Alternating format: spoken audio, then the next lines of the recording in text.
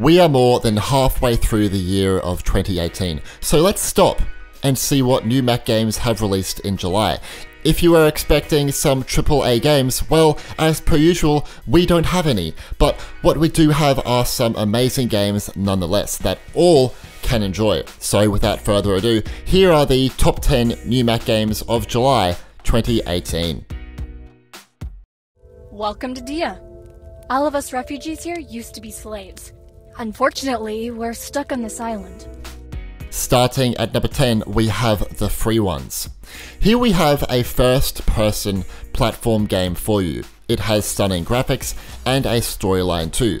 I actually bought this game and played it, and well, I was absolutely terrible at it. I'm just not suited to these types of games. However, that doesn't mean I didn't enjoy it. It is fast-paced, has awesome parkour elements, and a grappling hook to traverse around.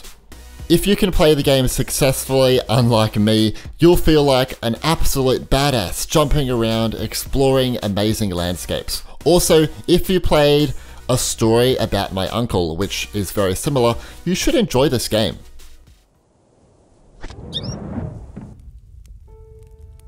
Ah, I see by your hand you found the gauntlet. I'm Lana. Pleased to meet you. Number 9 is Chasm. This game is a pixelate adventure featuring procedurally generated environments. It takes much inspiration from hack and slash dungeon crawlers, but also Metroidvania style platformers. Chasm brings you a fantasy world to explore that is full of treasure, enemies to battle, and lots of secrets. You can also customize your character with armor, weapons, and spells, but also battle massive bosses and discover new abilities. I will say, the game's controls are a little funky right now, which means it might take some of you a while to get used to things, and the music is somewhat boring. But the game has a decent atmosphere, storyline, and visuals.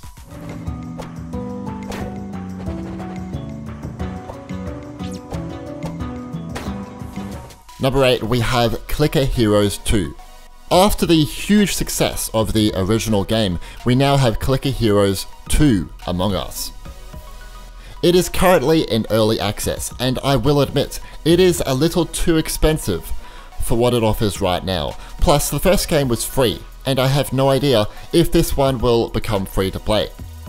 If you didn't play the first one, well, this game is an action RPG. Players can embark on a never-ending journey and battle mythical creatures along the way. Overall, it still has a long way to go until its full release, but I thought you guys would be interested to see it nonetheless. To be honest guys, this game isn't for everyone because all you have to do is just keep on pressing that mouse button in order to progress further, and that isn't going to be what everyone wants. Some might find it boring, but in all honesty, it's really addicting, and once you start playing and you unlock things and you progress further, you just keep playing. That's what I found anyway, but I know it's not going to be for everyone. Some will find it boring, some will find it addicting. We're all different, I guess. Plus, it has simple yet stunning graphics, and overall, the game is not too demanding, meaning it can play on most Macs out there.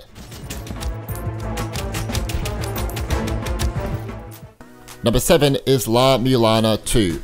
I don't know if I pronounced that correctly. The first game in this series was released way back in 2005, so it is without saying that this game is long awaited, am I right? It is a Metroidvania platform game that features ancient ruins, mysteries to solve, lots of items and enemies to battle against. The game also features puzzle solving, a detailed world, 7 main weapons and over 10 sub-weapons, and over 60 items to help you explore the ruins. The game doesn't hold your hand along the way. It's up to you, the player, to explore, discover, and find out the truth.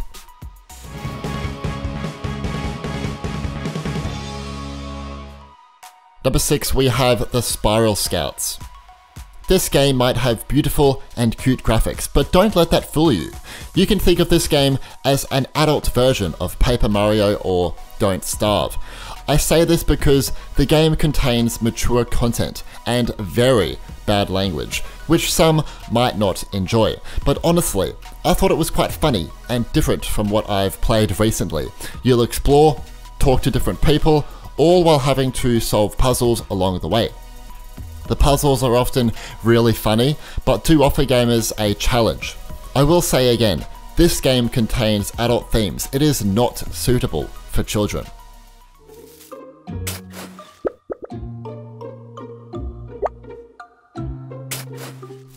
Number 5 is Vaporum. I don't know if I pronounced that correctly. We have some really weird names in this episode. Released back in September 2017 for Windows, Vaporum was ported to Mac on the 31st of July 2018. I'd never even heard about this game until I discovered it on the Mac Gaming Reddit page a few weeks ago. It is a grid-based dungeon crawler RPG in an original steampunk setting. It is heavily inspired by classic games in the same genre. It has first-person real-time combat, puzzles, a gadget-based RPG system, lots of exploration, and a storyline. One might say it is similar to Legend of Grimrock, and they are right. However, there are a few differences that set it apart. Overall, it is an interesting game, so why not give it a go, I say.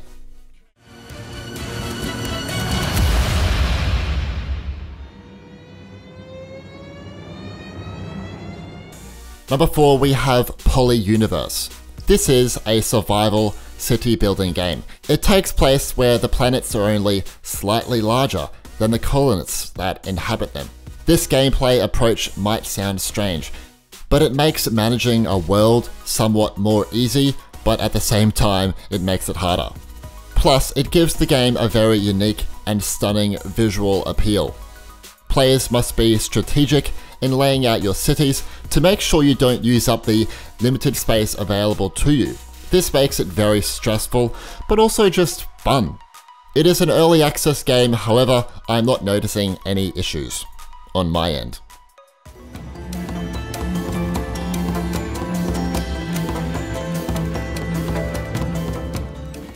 Number 3 is GNOG. I have not played a game like this one before. I went into it expecting nothing and came out of it going, what the heck did I just play? It is a very different puzzle game with amazing visuals, music, and atmosphere. All you need to do is point, click, grab, poke, spin, pull, and play with everything to discover what you actually need to do in each level. Does that make sense?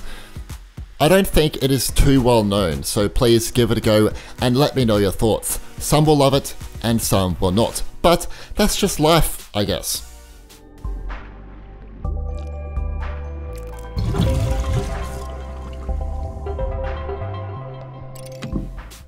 Number 2, we have Guts and Glory. Remember this game? I showed it way back in February 2017 when it was an early access game. Finally, Guts and Glory has become a full release in July.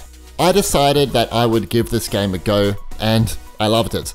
It closely resembles the browser game Happy Wheels, which I loved way back in high school. Players can complete heaps of levels as different characters with the goal of surviving from all the obstacles around you. It is very, very, very, very, very, very, very violent, but that is the whole point, I guess. There are heaps of tracks to play, workshop levels, an in-game editor, characters to choose from, and more.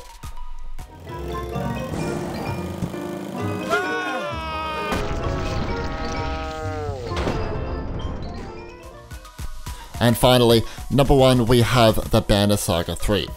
This is the final chapter in the acclaimed Banner Saga series, which have amazing reviews, and you guys have often remarked on my channel how much you loved the first two. The Banner Saga 3 features much of the same gameplay as prior entries, but offers more deep, strategic combat with a new battle wave system, and brings new characters and enemies. Plus, if you played the first two, this one carries on your own narrative and choices. This can lead to a different climatic ending in the final chapter.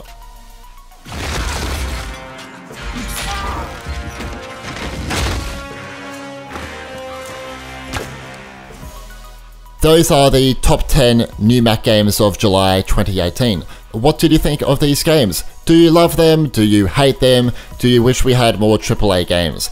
Let me know all your thoughts in the comments. Anyway, thanks for watching. I'll talk to you guys later. Bye bye.